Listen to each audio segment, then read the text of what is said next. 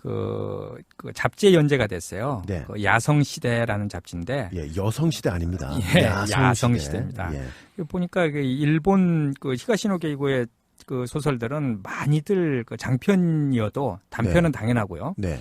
그 장편도 그 잡지, 소설 잡지들이 굉장히 많아요. 그러니까 소설 잡지가 이렇게 많다는 것 자체가 많이 부럽거든요. 참 정말 부러운 거예요. 예. 그래서 그리고 이건 또 전문 소설들이잖아요. 그렇습니다. 보면 예. 장르 소설들인데. 예, 맞습니다. 그래서 거기 그 야성시대 2004년 9월부터 2007년 4월까지 네. 2년 8개월 동안 연재가 됐었고요. 그렇군요. 우리나라에서는요. 그 2011년 9월에 번역이 됐습니다. 예. 번역을 어떤 선생님이 하셨나? 이것도 우리가 무척 관심 있게 보잖아요. 예, 관심 많이 가지고 있죠. 네. 양억관 선생님이 하셨는데 그 양억관 선생님도 그 꽤 많이 번역하신 분이에요. 6권 번역하셨고요.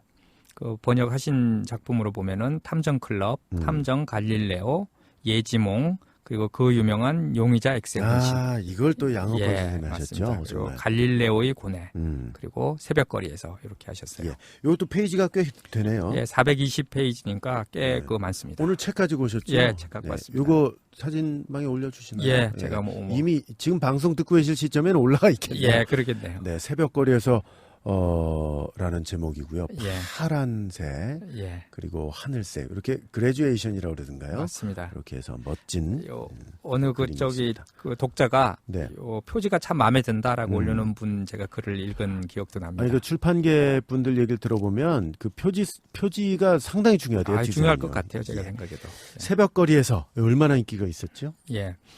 그 일본에서 무려 170만 부나 팔렸고요. 170만 부요. 상당히 빠른 시간 내에 팔렸어요. 그것도. 그렇군요. 예. 이게 그 한 5년 전 통계거든요. 아, 그럼 더 많이 팔렸겠네요. 훨씬 더 많이 팔렸을 거예요. 예. 지금으로 따지면은. 그리고 그 독자 10,000명 팬투표 우리가 맨날 그 인용하는 게 있죠. 네. 그 히가시노 게이고 공식 가이드북에 실린 건데 거기에서 그 71작품 중에서 네. 순위가 18위입니다. 그래도 상위권에 랭크돼 상당히 있어요. 상위권이죠. 예. 특히 새벽거리에서는 소설의 인기에 힘입어서 일본에서 영화로 만들어졌다고 예. 이제 알려져 있고 그걸 또 저는 봤고요. 교수님도 보셨죠? 저도 봤습니다. 예. 예. 근데 영화 관한 이야기는 좀 나중에 좀 더 자세히 해보죠. 예. 예. 이 새벽거리에서는 뭐 교수님이 무척 좋아하시는 대목인데 예. 도입부에서부터 도발적으로 시작을 하죠. 이 도입부를 사실 제가 이 히가시노 게이고에 하다 보니까 네. 그 도서 클럽 뭐 이런 그 모임에서 특강을 부탁하는 데 가서 몇 군데 특강 많이 했어요. 하셨죠. 예. 예. 그런데 요 도입부를 제가 인용을 합니다. 특강에서 요런 아주 도발적인 작가가 있다라고 하면서 모르는 분들이 많으니까요. 네. 그런데 처음부터 아주 도발적인데 책 겉띠지에도 이렇게 쓰여 있어요. 한번 소개해 주시죠. 만일 내가 살인범이라도 나를 사랑할 건가요? 충격의 라스트 씬. 예. 이건 사실 여성 목소리로 했어야 되는 건데. 예, 여성인데 정말 살인범이라도 여성이 아주 미모에. 맞습니다. 근데 예. 정말 사랑할 수 있을까? 아, 미모를 항상 강조를 하세요, 교수님은. 예. 그러네. 취향을 알 수 있는 부분이고요.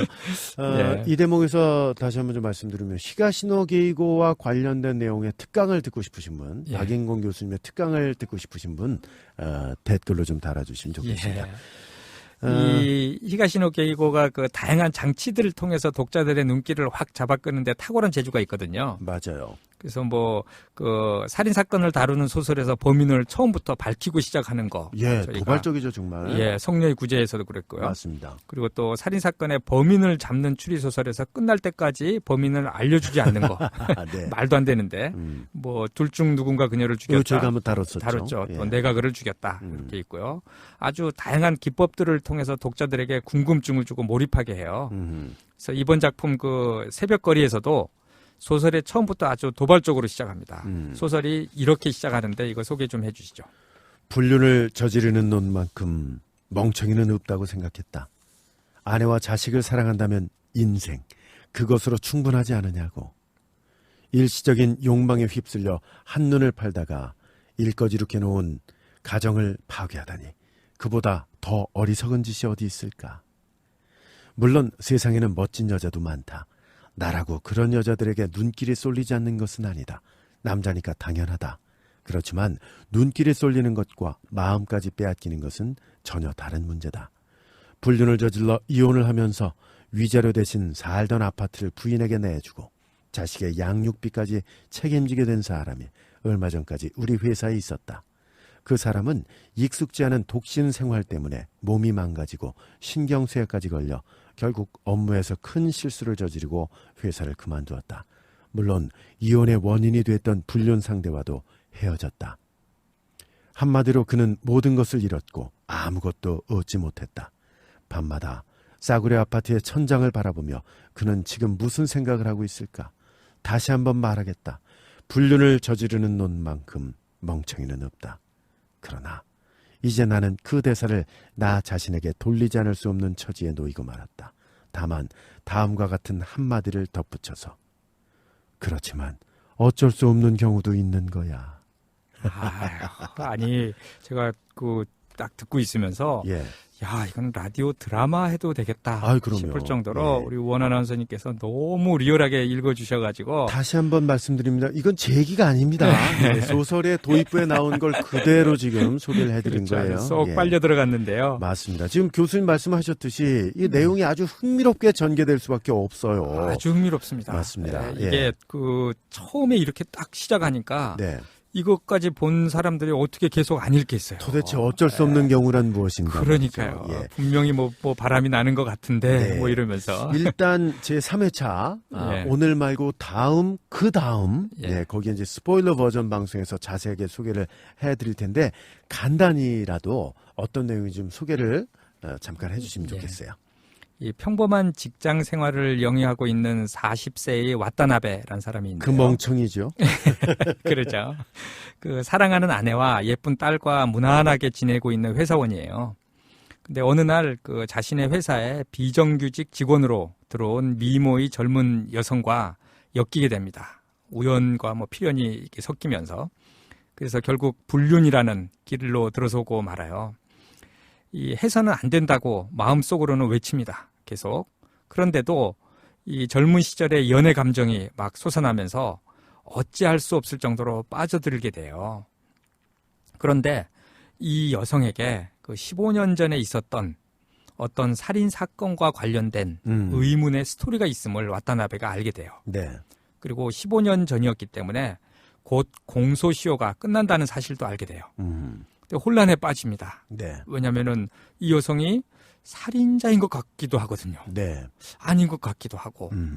그래서 이걸 어떡하나 뭐 이렇게 있는데 그럼에도 불구하고 그녀를 놓아줄 수가 없어요. 예. 네, 그래서 과연 이 불륜 스토리와 살인 사건의 진실 두 이야기의 전개가 어떻게 될지 참 궁금합니다.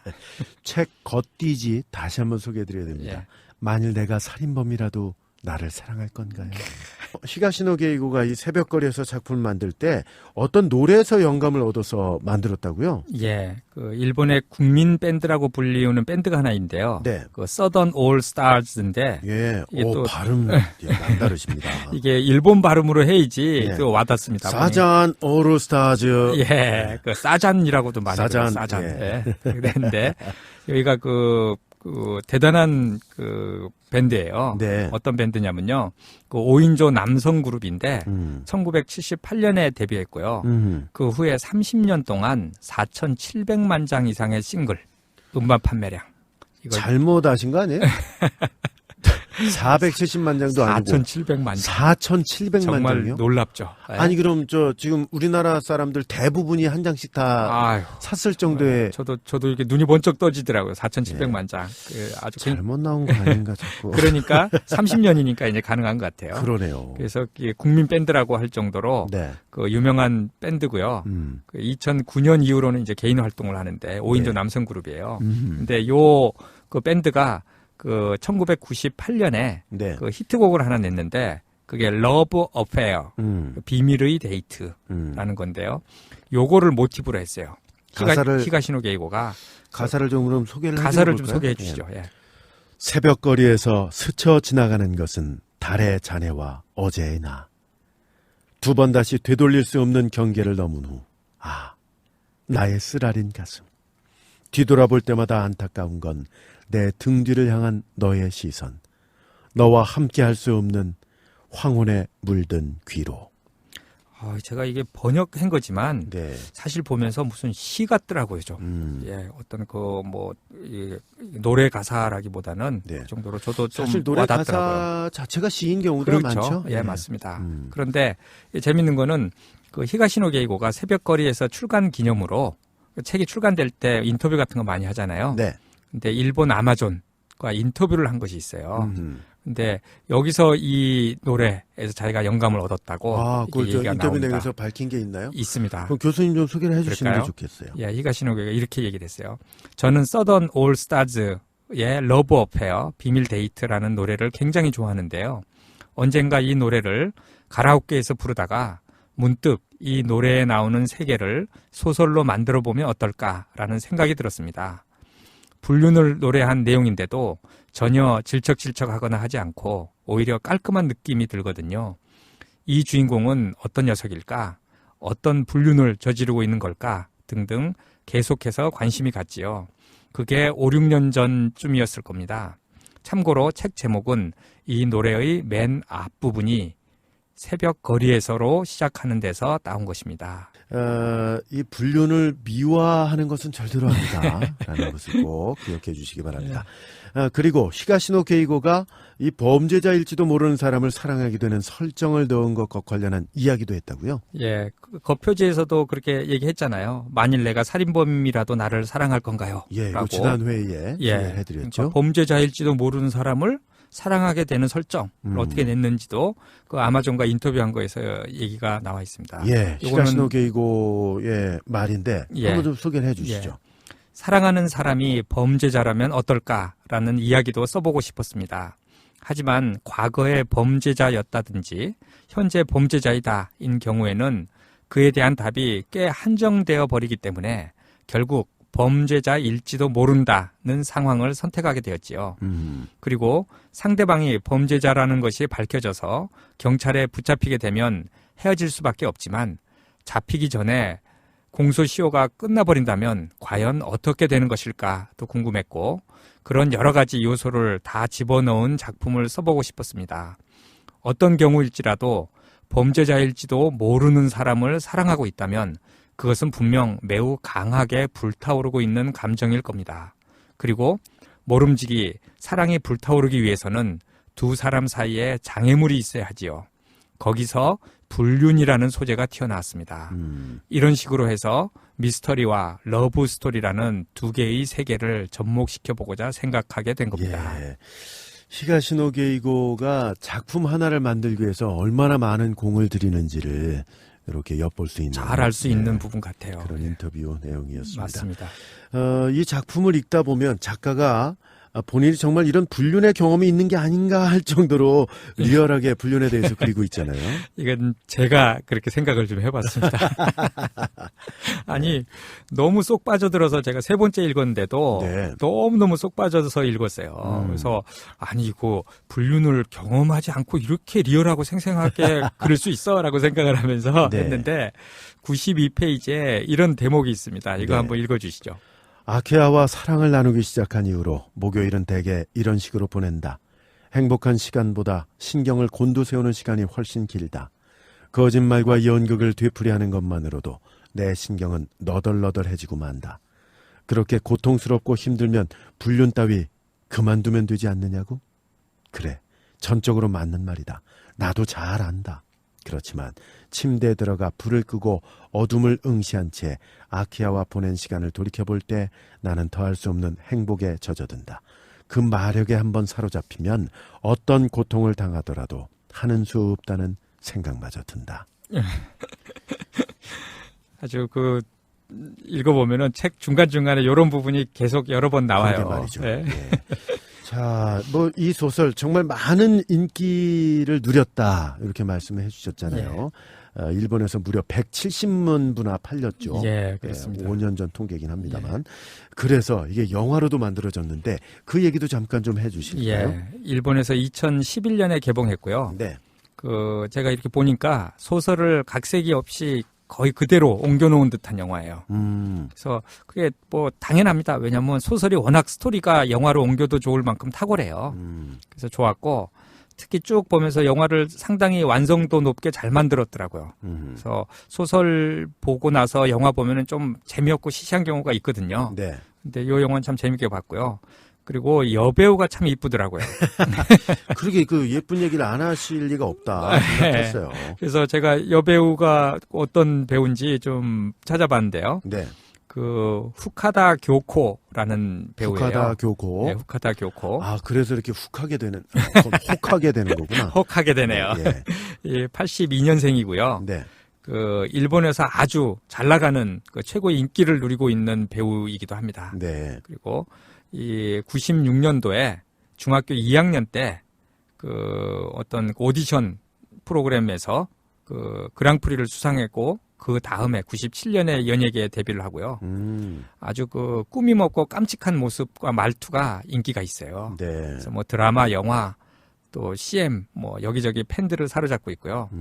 99년에는 가수로도 데뷔했어요. 그리고 뭐 음반도 낸 게 있고요. 네. 그리고 뭐 비키니 사진집도 발매를 했고 네. 뭐 이런 것도 있고요. 그것도 교수님 사신 거 아니에요?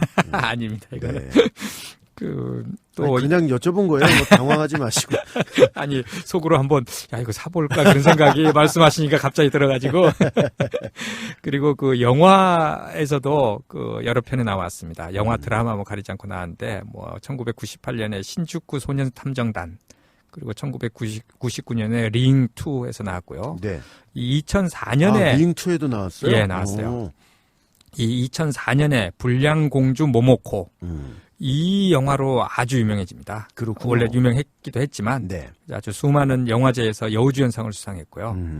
그리고 우리나라하고도 관련이 있습니다. 아, 그래요? 예, 2002년에 그 일본 방송 사상 최초로 한일 합작으로 제작한 그 드라마가 있어요. 네. TBS하고 우리나라 MBC 그래서 동시 방송이 된 건데 프렌즈라는 겁니다. 프렌즈. 예, 거기에 원빈, 오. 예, 배우 원빈과 호흡을 맞췄어요. 야, 선남선녀가 다 모였네요. 예, 맞아요. 그래서 아주 또 찾아보니까 아주 그 재주가 많아요. 예. 서예도 능해서 예. 그 첫 주연 드라마의 타이틀을 쓸 정도고요. 네. 수영은 돌고래 수준이래요. 아유, 큰일 났네. 후카다 교코한테 우리 교수님이 완전히 혹하셨는데. 그런데 그 반전 아닌 반전이 있는데 네. 그 새벽거리에서 또 출연도 아주 잘 어울려요. 예. 그런데 이거 배드씬이 좀 나오는데 너무 70년대, 80년대 수준.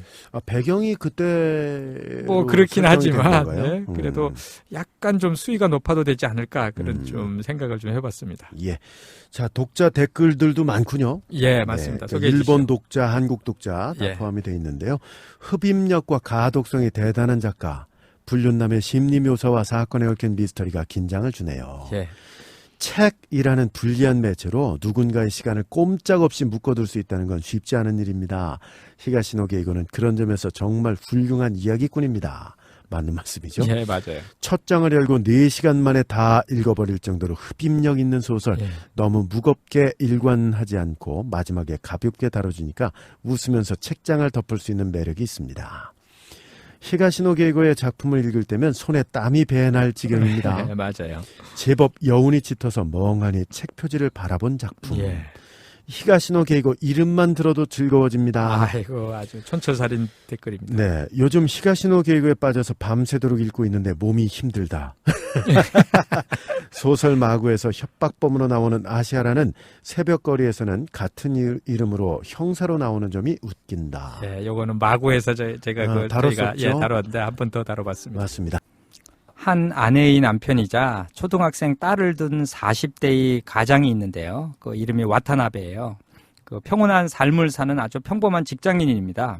근데 어느 날 자신의 회사에 비정규직 사원으로 아키야라는 미모의 여사원이 들어오게 돼요. 네.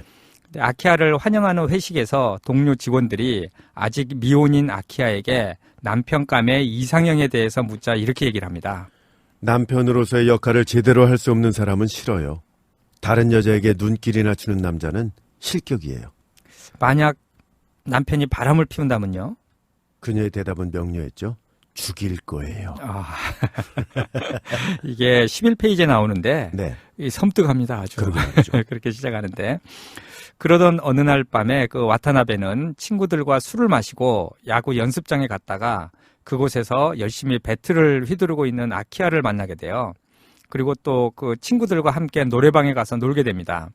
그런데 술을 너무 많이 마셔서 만취한 아키야를 와타나베가 그녀의 집에 데려다 주게 되는데요. 결국 몸을 가누지 못하는 아키야를 업고 가다가 아키야가 와타나베의 양복 위에다 구토를 하고 말아요. 이를 계기로 두 사람은 개인적으로 만남을 이어가게 되고 와타나베는 유부남인 자신에게 예전의 연애 감정이 솟아나는 것을 발견하게 되고 당황하게 됩니다. 그렇지만 아키야를 만나는 것에 대한 기대감과 흥분됨은 억누를 수 없을 정도로 강해지게 됩니다. 아키야와의 만남을 이어가기 위해 자신의 아내에게 계속해서 거짓말을 하게 되는 상황이 발생하게 되고요. 심지어 크리스마스 이브에 아키야와 하룻밤을 보내겠다고 선언하고는 전전긍긍하게 되게 돼요. 결국 친한 친구인 신따니의 도움을 받아 은사님이 갑자기 돌아가셔서 상갓집에 가야 한다는 거짓말을 통해서 집을 빠져나와 아내 몰래 아키야와 꿈 같은 하룻밤을 보냅니다. 이렇게 아슬아슬한 줄타기를 하면서 불륜을 저지르는 와타나베는 해서는 안 된다는 도덕성의 잣대와 쾌락을 추구하고 싶은 욕망의 본능 사이에서 말할 수 없을 정도로 갈등할 수밖에 없어요. 와타나베의 마음을 잘 드러내주는 부분입니다. 불륜을 저지르는 놈만큼 멍청이는 없다고 생각했다. 쾌락만을 추구해 기껏 손에 넣은 행복한 가정을 무너뜨리다니 그런 멍청이가 없다고. 그런 생각은 지금도 변함이 없다. 나는 나 자신을 멍청이라고 생각했다. 그렇지만 한 가지 틀린 것이 있다. 불륜은 쾌락만을 추구하는 게 아니라는 사실이다. 처음에는 그랬을지 몰라도 일단 시작돼 버리면 그렇게 미적지근한 것이 아니다. 이것은 지옥이다. 감미로운 지옥.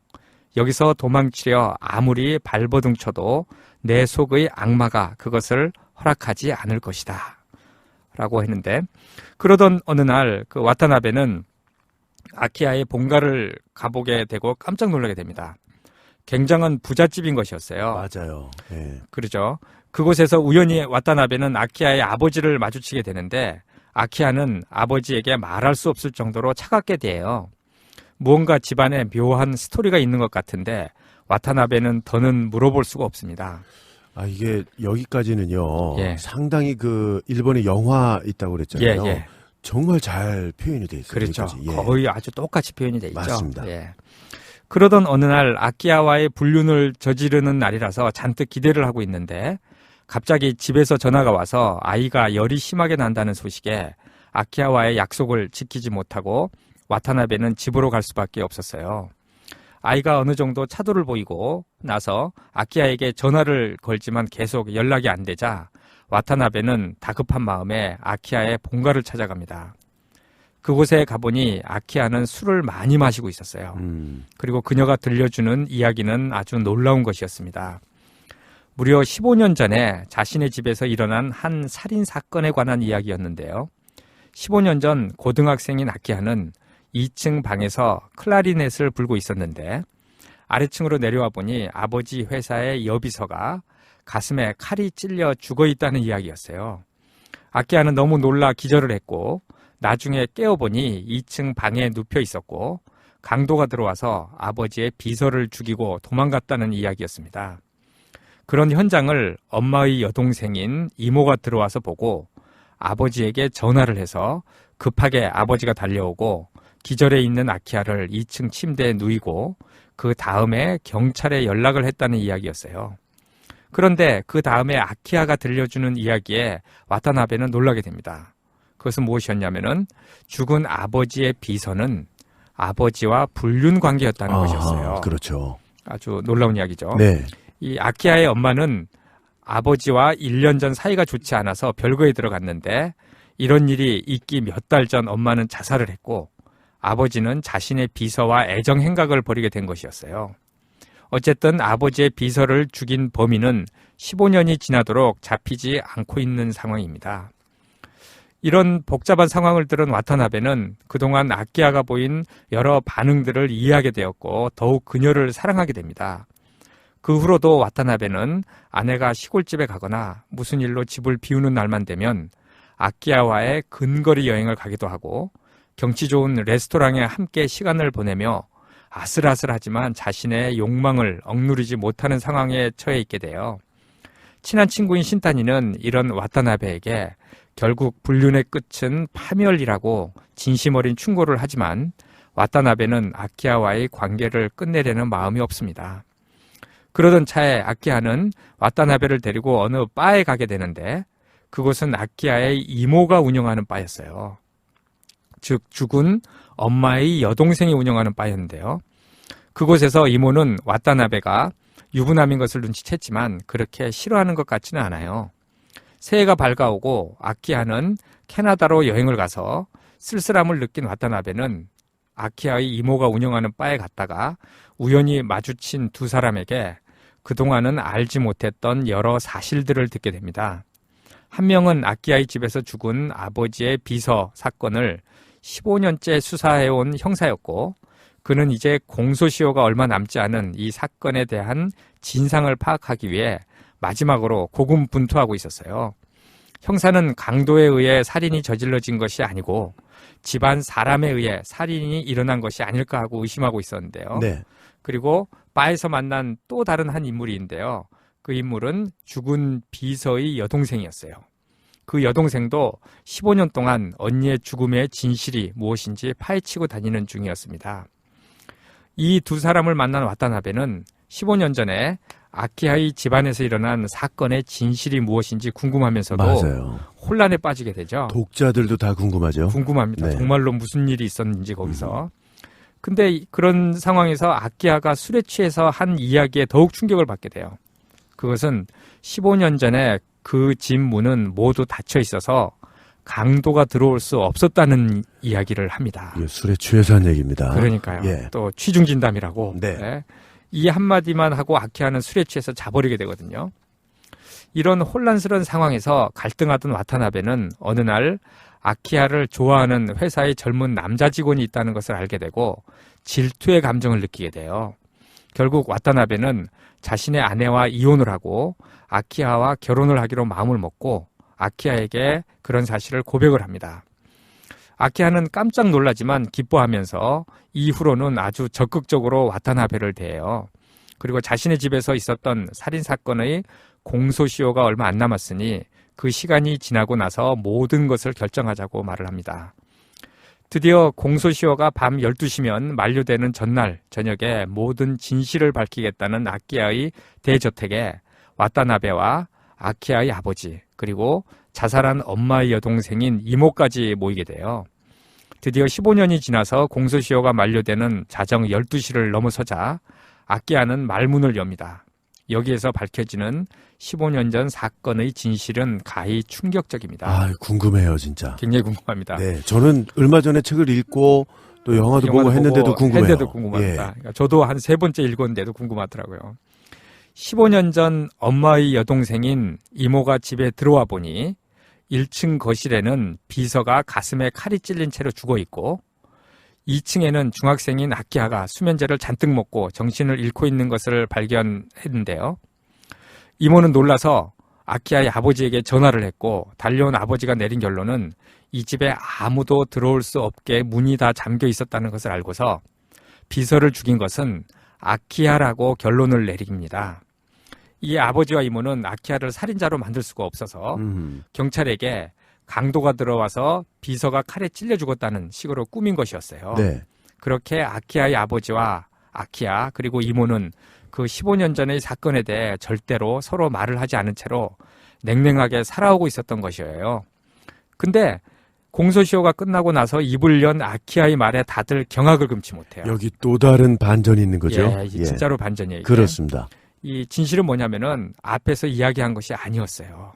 15년 전에 고등학생인 아키야는 2층 자기 방에서 클라리넷 연습을 하다가 아래층으로 내려와 보니 아버지의 비서가 가슴에 칼이 찔려 죽은 것을 발견을 했어요. 그래서 깜짝 놀라죠. 그렇죠. 그리고 가까이 가보니까 죽은 비서의 옆에 유서가 있었어요.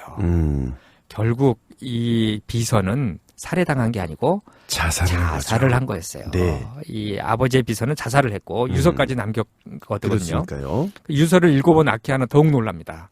유서에는 아키야의 아버지를 원망하는 이야기가 쓰여 있었어요.